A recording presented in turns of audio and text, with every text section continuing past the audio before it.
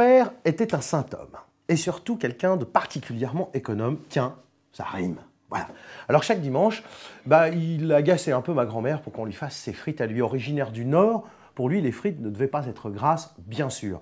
Alors il y avait une petite astuce, une petite particularité de la famille, c'est que l'on coupait les pommes de terre et avant de les passer dans l'huile, eh bien, ma grand-mère les pochait à l'eau. Pour faire les frites, on peut prendre soit de la Binch, soit de la Mona Lisa, soit de la Marabelle. Ce sont les pommes de terre que je vous recommande pour réaliser ces frites. Il vous faut 1 kg de Binch, de l'huile, de préférence de friture, et une gousse d'ail. C'est tout.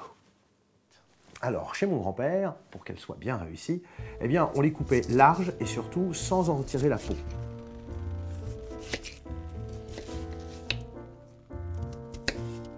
Et puis on les pochait à l'eau bouillante avec un petit peu de gros sel et surtout une demi-gousse d'ail en chemise ouverte par le milieu.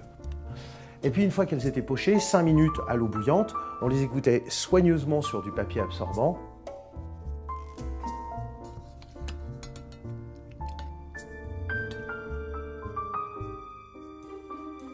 Et puis dans une poêle, on versait environ pour 4 personnes l'équivalent de 30 centilitres d'huile, ce qui représente beaucoup moins de ce que l'on pourrait mettre dans une friteuse, on va dire ménagère.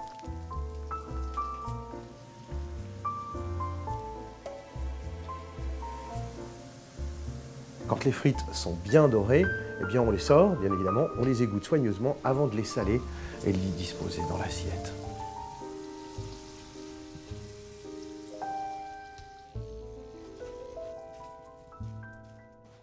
Et voilà les frites de mon grand-père. Eh oui, alors que ce soit avec de la Binch, de la Mona Lisa ou de la Marabelle, ça marche très très bien.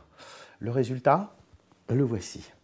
Dans la moutarde, ça c'est pour les plus âgés. Et puis pour les plus jeunes, bien sûr, l'incontournable ketchup. Gros avantage, c'est qu'elles sont beaucoup plus légères, beaucoup moins grasses et 100 fois meilleures, comme le disait mon grand-père.